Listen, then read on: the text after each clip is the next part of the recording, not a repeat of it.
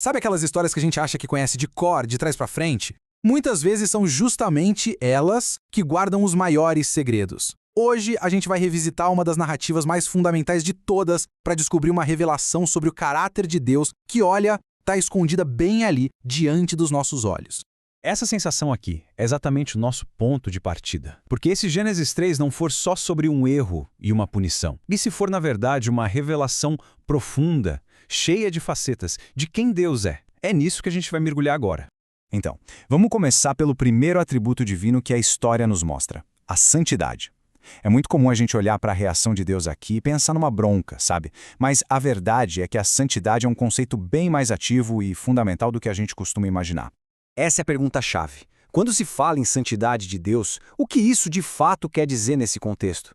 Não é só sobre ser moralmente perfeito, sem nenhuma falha. A narrativa de Gênesis 3 nos mostra que a santidade é algo muito mais ativo, sabe? É uma força poderosa, dinâmica. E aqui está o ponto central da coisa toda. A santidade de Deus não é algo passivo. É uma força tão pura, tão separada do mal, que a simples presença dela já expõe e confronta o que está errado. Não é que Deus precisasse gritar. A presença dele por si só já era um veredito. E isso explica perfeitamente porque Adão e Eva sentiram vergonha e medo. A chegada de Deus no jardim não foi como a de um pai furioso pronto para castigar. Foi mais como acender uma luz forte num quarto escuro. Tudo que estava escondido foi revelado, simplesmente porque ele estava ali. E essa reação deles, nos leva direto para outro atributo divino, porque fica evidente por causa de uma das ações mais ilógicas da história, a tentativa de se esconder. Essa pergunta chega a ser quase cômica, né? Como é que eles pensaram que dava para se esconder de um Deus onipresente atrás de uma moita? Essa imagem, que parece até infantil, revela uma verdade muito profunda sobre como o erro afeta a nossa lógica. Ele nos leva a tentar o impossível, fugir de nós mesmos e de uma presença que simplesmente vê tudo. Onipresença significa exatamente isso. Não existe um para onde correr. Deus não é só um observador distante, não.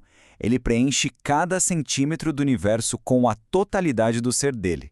Então, o que a narrativa está nos mostrando é o grande paradoxo do pecado, essa tentativa completamente inútil de criar distância de um ser de quem é impossível escapar. É uma metáfora muito poderosa para a autoilusão que sempre acompanha o erro. Agora, vamos analisar a tentação em si. Porque o ataque da serpente não foi simplesmente contra uma regra. O alvo era algo muito mais fundamental. A primeira semente de dúvida que foi plantada ali não foi quebre a regra. Foi: será que Deus é realmente bom? Aquela pergunta, foi isso mesmo que Deus disse? Foi toda projetada para pintar Deus como alguém que estava escondendo alguma coisa, sabe? Retendo o que era bom. O que a gente tem aqui é um confronto direto entre duas visões de mundo. De um lado, essa ideia de que Deus não é a fonte final da bondade e que o verdadeiro prêmio é a autonomia. Do outro, a realidade de que a bondade e a própria estrutura do universo nascem do caráter soberano de Deus.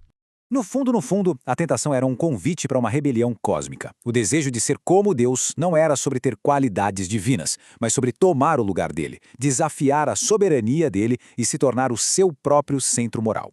Bom, diante dessa rebelião, a resposta de Deus revela ainda mais o seu caráter. E é aqui que entram conceitos como retidão, justiça e a tão mal compreendida ira. A retidão de Deus significa que ele não podia simplesmente ignorar o que aconteceu.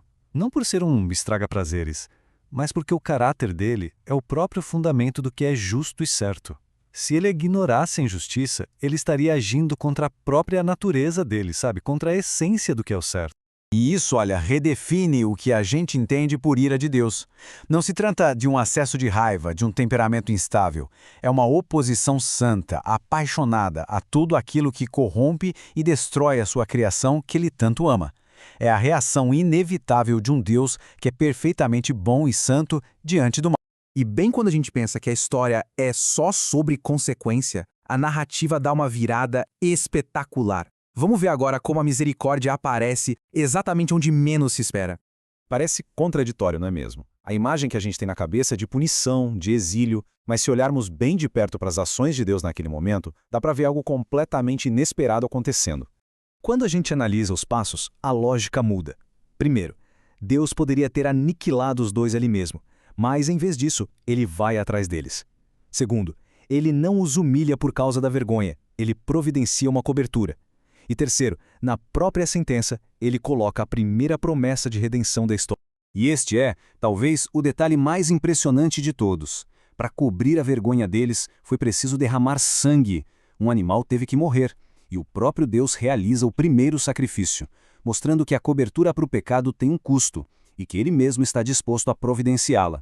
Esse ato não foi uma coisa aleatória. Ele estabelece um padrão, mostra a fidelidade de Deus, a determinação dele em cumprir o plano de redenção, não importa o tamanho da falha humana.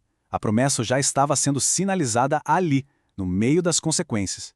No fim das contas, o que Gênesis 3 nos mostra não é um Deus de atributos que brigam entre si, mas um ser cuja justiça, santidade, misericórdia e fidelidade, todas elas trabalham em perfeita harmonia, guiadas por uma sabedoria que escolhe os melhores caminhos para restaurar o que foi quebrado.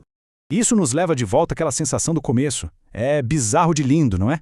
Ver a misericórdia entrelaçada na justiça de uma forma tão primordial, tão profunda, é de fato uma coisa que provoca admiração.